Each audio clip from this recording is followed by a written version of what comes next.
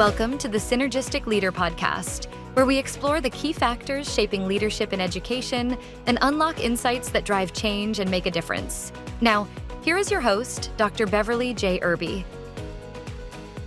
Welcome to the Synergistic Leader podcast, where we explore leadership that goes beyond authority. It's about synergy. I'm Dr. Beverly J. Irby, Regents Professor, Senior Associate Dean for Academics, and the Marilyn Kent Byrne Endowed Chair for Student Success, and I'm also the Director for the Education Leadership Research Center in the College of Education and Human Development at Texas A&M University. The Synergistic Leader podcast is rooted in the synergistic leadership theory, the first published leadership theory of the 21st century in an educational administration journal developed and tested by a research team that I led. This theory integrates 4 tested and evidence-based factors: leadership behaviors, organizational structures, attitudes, values, and beliefs, and external forces. And that moves into a dynamic, effective, and nonlinear model. Because leadership isn't one size that fits all. It's not just about the person at the top. It's about how leadership behaviors flow through people within teams, organizations, and communities. Join us as we dive in to real-world strategies, conversations, and insights to help you lead with impact, influence, and innovation. Because here, synergy means strong schools, empowered leaders and teachers, and brighter futures for students. Ready to lead synergistically? Let's get started. Our first guest today is Chief Sandi Massey. She's a transformational leader in education and school improvement. We're so happy to have you, Chief Massey, today. Thank you. I'm happy to be here. Yes, well, I'm going to introduce you to our audience. Sandi Massey is a veteran education leader with more than 30 years of experience driving system-level improvement across public, charter, and private education.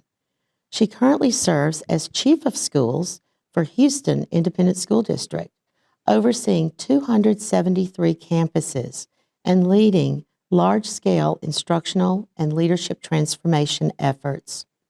Known for her focus on leadership density, instructional rigor, and organizational coherence, Chief Massey blends data-driven strategy, systems thinking, and human-centered leadership to build sustainable excellence at scale.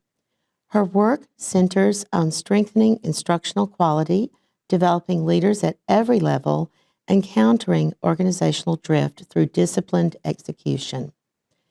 Sandi has been recognized as a master principal and named one of America's top 500 educators. She is a graduate of executive leadership programs through Harvard Business School and Cornell University, and is widely respected for her ability to translate bold vision into measurable results without losing sight of people, purpose, and long-term capacity. So you see why we have asked Chief Massey to come today and talk about synergistic leadership. We're so excited that you're here. I'm excited to be here. Thank you for inviting me. Sure. So the synergistic leadership theory emphasizes intentional leadership behaviors. So my first question is related to leadership behaviors. Mm-hmm. In a large and complex district, like Houston Independent School District is, which leadership behaviors have you found most essential for building trust and coherence across diverse campuses and communities? You have many of those. Yes. So I would say in Houston ISD, we might be a bit unique. Having 273 campuses is pretty extraordinary. It's, I think, the 8th, 9th largest district in the United States. So it's a large scale system. Bringing everybody into a coherent mentality is actually quite complicated in a large system. So we took away the complexity and we have a very aligned message. It's one of the main reasons that we say there are no vendors on the field. So one of the key things that we do is we do all of our own professional development, from executive directors to chiefs, even to the principals, to the teacher leaders, to the teachers. We don't rely on any outside vendors, any outside sources to communicate our message, which is very specific and distinct. And so across 273 schools, their communication is identical. It's the same. Even on teacher professional development, we are aligned. I create all the development for our staff. I do the slide decks. I voice over the slide decks so that the principals can learn exactly what it's supposed to be. I usually do the same training in front of principals, and then we turn it around to teacher facing. So all 273 schools, all 20,000 teachers, well, it's 11,000 teachers, 20,000 employees, they hear the same message at the same day, at the same time, and we expect the same results across all campuses. So I would say communication is probably the number one factor. And then also for us, being a good listener, being able to hear the struggles and the trials that our 273 school leaders are dealing with. We have about 150 of the 273 schools have experienced a brand new principal in their first year over the last couple of years. So there's a lot of learning associated and experience that you don't have as a first year leader that they need a lot of support on. And then the last thing I would say is emotional intelligence. So having self-awareness, social awareness, being able to self-manage yourself, and then that relationship management, those are key factors I believe, in large organizations, probably any organization, but especially large ones, operating at a large coherent scale is keeping us on the same page with our language, our training, and our emotional intelligence. Thank you so much. Well, that's certainly intentional. And it's certainly related to keeping everybody in a synergistic way moving forward. So that's interesting, and an interesting tactic to take in a very large school district.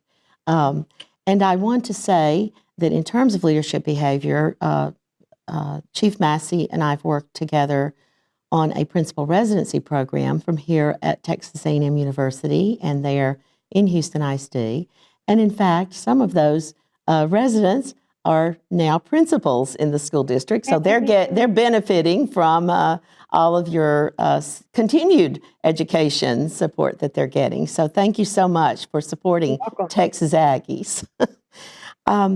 So also going into thinking about organizational structures, and you've mentioned a little bit about that, but structures can either enable or inhibit leadership, as we know. So can you share an example of how a district level structure, like communication systems you've mentioned, decision-making processes, or role alignment, has either strengthened or challenged your leadership efforts? Yeah, I would say when it comes to the schools department, because it is the chief reason why we operate school systems in general, is for the schools to exist, for students to achieve. So every department in central office has some kind of a spoke, if you will, like a tire wheel with spokes. We are the center, and every single department has some connection with us, whether it's transportation, facilities, comms, curriculum. I mean, we are engaged with all of the departments. So there's not been a time when there hasn't been a hiccup of some sort in working with different departments. But I would say I'm going to use the curriculum department as the example here. The curriculum department in HISD, because we are so large, many smaller districts can combine their academics and their schools department under one head. But because we're so large, we have a chief of schools and a chief academic officer. Those two people are so tightly connected because of academics and the implementation of that academics on the school side. And that's, for us, we've had both challenges working in as two departments together, but also a lot of strengths come from it. Early on, we learned that we were kind of on two different philosophies of implementation and the academic side, trying to figure out all the things that they thought were important for schools to do, and us saying, okay, slow down a little bit. We don't need 20 pilots happening at once. Let's Yeah. slow down. And so it was a lot of butting heads, and we meet with the curriculum department several hours a week, just aligning on our own opinions, our own motives moving forward, just to ensure that we do stay on the same page. The challenge is that our motives are quite different. Ours is always on the support side of implementing the right things that need to go in front of kids, and theirs is always data driven, wanting data points. Can we try this? Can we try this? Can we try this? Can we try this? And we're like, we're the ones that have to implement all that. So that's been, I would say, the biggest challenge is having different motives for our work. But the awesome part is that our curriculum department comes from the academic side, and they have built some tremendous curriculum. Teachers have all their slide decks built. They have all their lesson plans done. They have all their answer keys, their tests, their differentiated instruction is all built out for them. That comes from the chief academic office. So there are so many adds that they bring to the table, even though we also have to constantly manage the tension around our different motives. But it's worth it. Wow, that sounds like a very complex system, but certainly very well organized and very well oiled. So thank you for sharing that too. So thinking about moving on in terms of the synergistic leadership theory, external forces are a core component of synergy. Mm-hmm. And Houston ISD operates under intense public political accountability pressures, as any large university or even large school district, or any small, even rural school district would as well, in a different way. But how do external forces shape your leadership decisions? And how do you help your teams remain focused on students amid all of those pressures that you might have? And I think this will help our audience to understand and take away lessons from you. Well, I hope I have something really valid here to share. I would say, as far as political or activist type pressures that are coming from the external side, we are somewhat internally somewhat protected, in the sense that the schools department has a very strong mission. Our superintendent, Mike Miles, has laid down the mission and vision, has not deferred from it. We are what we call an implementation job. We work very hard to implement his mind. Now, I will give you an example, like the bond that we tried to pass last year. We worked very hard to show the need in our district and how desperate our schools are for upgrades, and whether it's air conditioning or new electrical, new plumbing, we have many, many, many schools that are in need. In fact, Houston ISD has not brought a bond, has not accepted or approved a bond since 2012. That's a long time for depleting schools to go without support. Well, because of the political situation we're in, where we're in an intervention, the community was absolutely not going to have a bond. That it wasn't going to happen. So that is an outside influence that supremely impacted our ability to keep schools functioning at a high level. But because of that outside factor, we will not go out for another bond. We won't put our time or effort or money into it, knowing that this community is not going to give us a bond. If the community wants a bond, they will need to bring it to us. So that has had a significant outcome on how we are operating, at least in relationship to a bond. Now, the external push, those fires on the outside, whether they call the library a detention center or whatever they want to call things, that does not change the way we operate in schools. We do not let politics change our stance. We are moving forward regardless of what any outside force wants to communicate negatively about our work. And, when it comes down to it, outcomes speak for themselves. Kids all over the district know more math than they've ever known before. They read better than they've ever read before. Kids in dual language courses are rising to the occasion in TELPAS. They're writing better than they've ever written before. Our college access scores are better than they've ever been before. So outcomes speak for themselves. We do not let political pressure change the schools. Excellent. Excellent. That's well, that's a wonderful lesson to take away, I think. And amid all the pressures, I want to say one thing that you mentioned is extremely important in schools, in all of education, in the universities. Meeting or staying true to your vision and your mission, and you mentioned that earlier, but staying true to that vision and mission is so critical, and to your core values. Those are absolutely essential to keep moving forward and having continuous improvement in the schools and in the district, so across the district. So Thank you. That's very, very good. So synergistic leadership is also grounded in values. We just mentioned, I just mentioned core values, so that's a great segue into my next question. So what core beliefs or values guide you when navigating difficult leadership moments? And I'm sure that you've had a few over the years. And how do you intentionally model those values for others in the system? So I'm going to push back a little bit. Are you asking about me personally or a politically correct No. version of that? No, I'm asking about you as a leader. What could you even share with other leaders across the country? Thinking about this, and Sure. what are your core beliefs and values that really guide you and really help you through those difficult moments? And it might help someone else. Yeah, I would say, I mean, I really couldn't answer this question without putting my number one priority as my value, and that is my faith. There is no way I could do hard work like this without the backing of the Holy Spirit behind me. There's no way I could, me personally, this work is way too hard without some kind of foundation to lean on and support. Outside of that, though, we train all of our leaders on emotional intelligence. We train them on leaning into their strengths and hiring to be able to work on their deficits, so they are not constantly trying to win a deficit, but they hire to support those deficits. I do training for everyone. I train executive directors. I train the chiefs of each division in the schools. I train principals, and I train teacher leaders.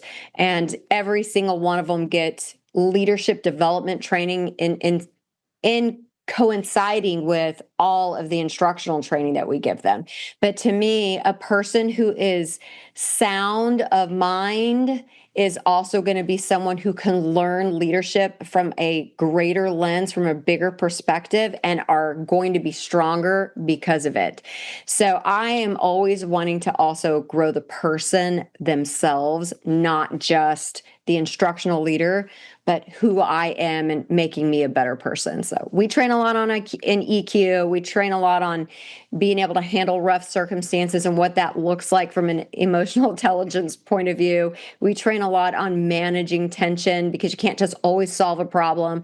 Personality types are needing to manage tension, not just solve a problem. So we train the whole person and having them be an instructional leader. Outstanding. Well, let's bring our conversation to a close and bring it together. So looking across behaviors, structures, external forces, and values, where do you see the greatest opportunities for synergy in Houston ISD right now? And what gives you hope as a top leader there? I mean, I'll start with the hope part, because data is showing the truth of the transformation happening in Houston ISD. And when you can start with just 2.5 years ago, 121 D and F rated schools, and now just 2 years in, and that's before the half year, 2 years in, we had only 17 D schools left, no F schools. From 121 to no Fs and only 17 Ds. And not only that, but we started with 93 A and B schools. We are now at 197 A and B schools. that alone speaks for itself. There is so much hope, not only for Houston, but for any district that is brave enough and courageous enough to move forward with a different way of teaching, a different way of doing things, and holding firm to that mission and vision and saying, we won't settle for less. I am seeing right now when we got here in 2023, Houston ISD was sitting in the 45th percentile for the nation for MAP scores. 45th percentile in achievement, not growth, achievement. We have gone from the 45th to the 68th percentile in 2.5 years. And just as a reminder, NAEP itself has put its own data out there, and in over 20 years, the nation has only risen 2 achievement points in 8th and 4th grade reading and math, 2. And we just went from a 45 to a 68 in achievement. That to me is historical. It is miracle making stuff. It is movie making stuff, and you cannot make it up. And it doesn't happen by magic. It happens by coherence, by synergy, by everyone working together and heading in a common direction and cultivating that work nonstop so that people get the cycle of pruning and rest and then fertilization, bearing fruit. And then you have that cycle of cultivation just ongoing. That's what gives me hope. But I think moving forward, I see a lot of excitement looking at the synergy of the leadership and what's being developed in HISD. We train everyone from teacher leaders all the way up, and including regular teachers, because the principals training gets handed down to the teachers, all teachers. And it is aligning us all in a common lane, a common way of doing things. And for 273 schools, 170,000 students, and over 10,000 teachers to be that aligned, that's pretty special. That's synergy. That is, absolutely. Well, we want to thank you, Chief Massey, for being with us here this afternoon.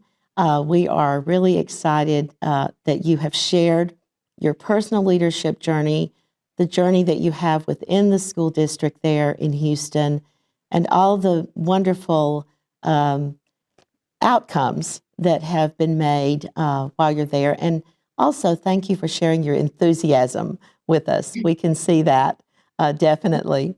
Passion. And passion, that's right. So everyone on board on this podcast this afternoon, let's lead with synergy. And that means stronger schools, empowered leaders and teachers, and brighter futures for our students. Thank Amen. you. Thank you for being with us this afternoon.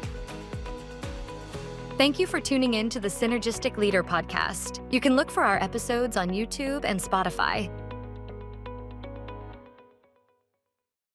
This podcast is housed in the College of Education and Human Development at Texas A&M University, where we transform lives.